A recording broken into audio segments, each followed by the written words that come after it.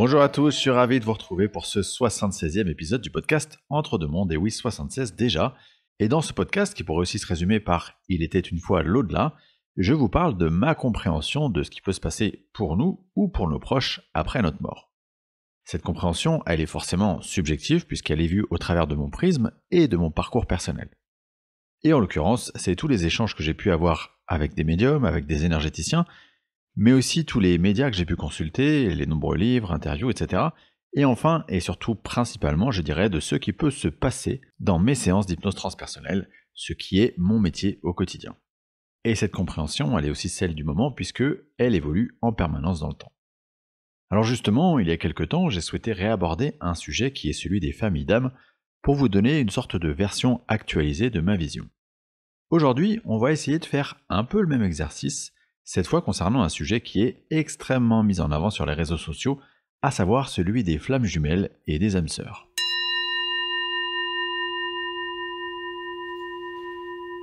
Je vous avoue que je risque de ne pas me faire que des amis avec ce sujet, parce que je vais un peu aller à l'encontre de tout ce qui est dit sur les réseaux. Petit rappel alors, qu'est-ce que le concept de flamme jumelle et qu'est-ce que le parcours qui en découle ? Eh bien l'idée c'est qu'une flamme jumelle, à la base, c'est une seule et même âme. Et cette âme, elle a décidé de se diviser en deux parties pour venir s'incarner dans la même incarnation. Et l'objectif de tout ça, c'est de vivre ce qu'on appelle un parcours de flamme jumelle qui vise à se retrouver et reformer une sorte d'unité. On pourrait avoir la tentation d'imaginer une relation de type gémellaire, de deux personnes qui se ressemblent tellement qu'elles ne peuvent que s'unir. Eh bien c'est pas du tout ça. C'est même plutôt complètement le contraire. Il s'agit souvent de deux personnes très opposées, mais qui vont irrémédiablement être attirées l'une par l'autre. Spirituellement, ce sera vécu comme une sorte de fusion. A l'inverse, dans la matière, ce sera probablement beaucoup plus conflictuel, pas forcément au début, mais dans la durée. Et cette relation compliquée, c'est donc ça, le fameux parcours de flamme jumelle.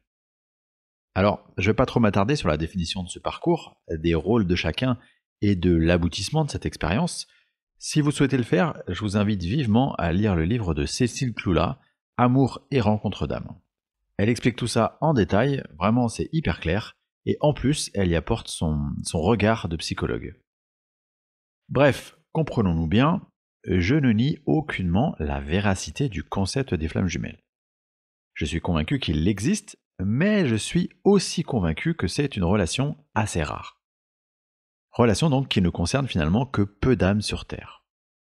Or, ce qui se passe, c'est que lorsqu'on s'identifie à un concept, en l'occurrence à celui des flammes jumelles, c'est quelque chose de rassurant. C'est rassurant pour notre ego parce que ça nous permet d'être rangés dans une case. Et rappelez-vous que notre ego et son outil, le mental, ce qu'il adore par-dessus tout, c'est le sentiment de sécurité. Se mettre et rester dans sa zone de confort. Et donc, quand on s'identifie à ce type de concept, on ne fait ni plus ni moins que de se mettre dans une zone de confort. Un peu comme si ça vous permettait de vous dire « Ok, moi je vis cette situation, mais c'est parce que je suis en relation de flamme jumelle. Donc c'est normal, j'y peux rien. » Et au final, ça revient à se déresponsabiliser. Et bien sûr, c'est plus confortable d'être dans une situation dans laquelle on n'est pas responsable que, à l'inverse, de se sentir responsable de ce qui se passe en nous. C'est un peu une manière de regarder ailleurs. Ensuite, quand on a ce réflexe de se mettre dans une case, on va aussi avoir le réflexe de rejeter inconsciemment tout ce qui n'appartient pas à cette case.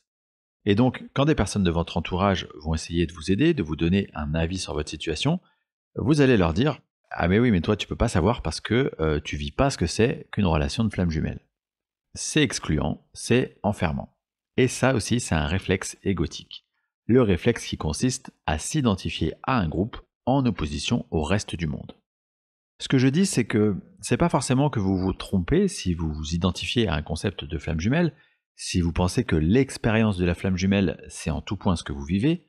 Ce que je dis, c'est qu'il faut garder un niveau important de discernement pour arriver à ne pas voir le monde uniquement à travers ce prisme. Si vous êtes en situation de flamme jumelle, c'est peut-être seulement 1/10 de l'expérience que vous avez planifiée dans cette incarnation. Alors, le risque, c'est de voir toute votre vie à travers ce sujet. Donc, le conseil, c'est de penser à accueillir le reste de vos expériences. Maintenant, j'aimerais revenir sur la notion d'âme sœur. Parce que ça aussi, c'est une relation qui existe bel et bien pour en quelque sorte définir ce qu'on appelle une relation de grande affection, de vibration identique entre deux âmes. Le risque que j'identifie à propos de cette notion, c'est là aussi de s'enfermer dans une compréhension. À mon sens, si on reprend ce concept d'âme sœur, nous avons énormément d'âmes sœurs, pour énormément de raisons différentes. Vous vous rappelez que je vous ai dit que nous sommes issus de la source qui s'est divisée en milliards d'âmes.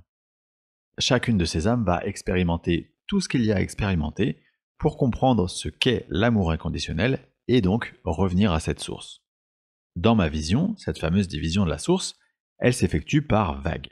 Première vague, deuxième vague, troisième vague, quatrième vague, etc., etc. Donc, ce qui peut premièrement justifier d'une relation forte entre deux âmes, c'est le fait d'appartenir à la même vague. Un peu comme si vous commenciez votre scolarité avec vos copains et que vous allez vous suivre de la maternelle à la terminale. Ensuite, il y a le concept des sources, et non plus de la source. Les sources, moi, je les vois comme des affinités particulières avec des plans d'incarnation spécifiques.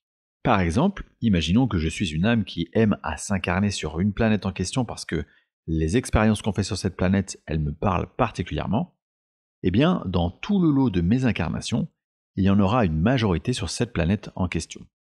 Ça, c'est un concept que je retrouve assez souvent en séance. Donc, forcément, il y aura d'autres âmes comme moi, avec cette même affinité, âmes avec lesquelles j'aurais noué une relation particulière. Et cette relation particulière, on pourrait la qualifier d'âme sœur. Puis, il y a les âmes qui possèdent la même vibration que votre âme. Les fameuses âmes qu'on dit appartenir à votre famille d'âmes. Ces fameuses personnes que vous allez croiser dans votre incarnation et avec qui le lien va être de suite absolument évident. Toutes ces âmes-là, on pourrait aussi les qualifier d'âmes sœurs, parce que quelque part c'est votre famille. Et enfin, il y a toutes les âmes que vous connaissez un peu moins, mais avec qui vous allez expérimenter et avec qui ça va être très fluide. Ces âmes, elles vont ensuite devenir des âmes qui aimeront à vous côtoyer dans d'autres incarnations ou dans d'autres plans de conscience, et ça aussi, en quelque sorte, on pourrait appeler ça des âmes sœurs. Enfin, comme vous le savez déjà probablement, puisque nous sommes tous issus de la même source, eh bien en quelque sorte, nous sommes tous un. C'est le fameux concept de l'unité. Donc, si on prend ce concept à la lettre, eh bien, nous sommes tous des âmes frères et sœurs. Personnellement, je lis très peu d'ouvrages en lien avec ces concepts parce que, vous l'avez compris, c'est pas forcément ma tasse de thé. Mais il y en a quand même un en particulier qui explique bien ce sujet. Son auteur c'est Cécile Floula et je vous l'ai cité tout à l'heure. Et ce livre, je trouve particulièrement intéressant pour sa dimension psychologique, entre autres. Vous pouvez d'ailleurs retrouver l'interview de Cécile que j'ai réalisée en mars 2023 sur le podcast. Alors, en séance d'hypnose transpersonnelle, on est systématiquement amené à explorer ce qu'on appelle les liens d'âme qui peuvent exister entre deux personnes incarnées. On va notamment essayer de comprendre quel a été le chemin commun de ces âmes, en quoi ce chemin il peut expliquer la relation qui est vécue dans cette incarnation, et quel est le contrat d'âme qui les lie dans cette incarnation spécifique.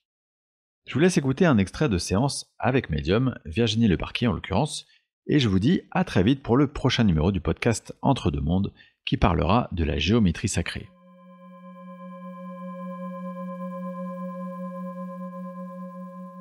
Dans la vie actuelle de Nathalie, elle a une fille qui s'appelle Lily, qui a 17 ans, vient d'avoir tous 17 ans. Euh, Est-ce que tu peux déjà me dire ce qu'on te dit de l'énergie de cette fille? Alors la première image qu'on m'a montrée, c'est une sphère lumineuse. J'y vois un petit peu de similitude, en fait, avec l'âme, de Nathalie. Dans quel sens tu vois une similitude? Dans leur luminosité, on va dire. Dans leur aspect même physique en tant qu'âme. On est sur les mêmes familles d'âmes? Oui. Même si elles sont, voilà, différentes dans le caractère mais elles ont beaucoup de points communs. Une sensibilité, une introspection, un besoin de comprendre, besoin de se chercher, besoin de se trouver, besoin de trouver un sens, de comprendre le but.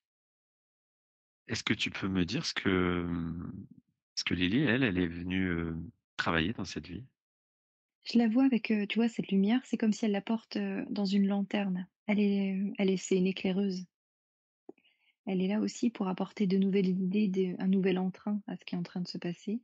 Elle est aussi tournée dans l'aide aux autres. Mais tu vois, c'était, sur le plan, on va dire métaphorique, mais d'apporter sa lumière aux autres.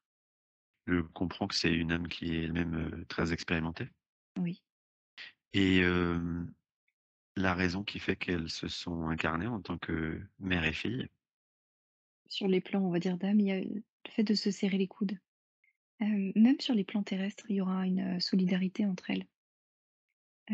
Ouais, je les sens assez, c'est peut-être pas le mot fusionnel, mais il y a une proximité, je les vois bras dessus, bras dessous, en fait, telles qu'on Ouais, me les montre sur les plans physiques.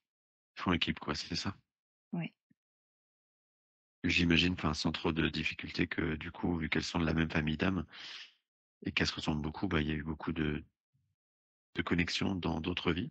oui, je te dis si j'en montre quelque chose. Ouais, Tu vois, dans l'autre vie, hem, tu sais, il y avait une femme un peu plus dure, un peu une baroudeuse qui lui pa enfin, qui parlait avec une voix un peu rauque et c'est comme si dans cette vie, c'était Lily. Tu sais, la femme plus âgée mmh, qui lui donnait des ouais. conseils. Ouais, Bah, on disait tout à l'heure qu'elle voyait c'était une sorte de ressource pour elle de se oui, prendre des conseils auprès des personnes plus aguerries quoi, plus âgées. c'est ça. Bon, là, dans cette vie, elles ont changé de rôle. Du coup, c'est Nathalie, la personne la plus aguerrie. Hem, je te demande s'il y a d'autres scènes, d'autres Ouais, vies passées. Tu vois, je vois des vies sur des bateaux là, des galères, des choses comme ça. Elles ont été aussi dans la dans galère. le ba ouais, voilà. Elles ont vécu des choses, des choses éprouvantes, mais ensemble. Mmh. Tu vois, pas forcément, dans un lien familial, il y a des liens, amicaux aussi. Oui, toujours avec cette idée de bras dessus, bras dessous quoi, c'est ça? Oui, exactement.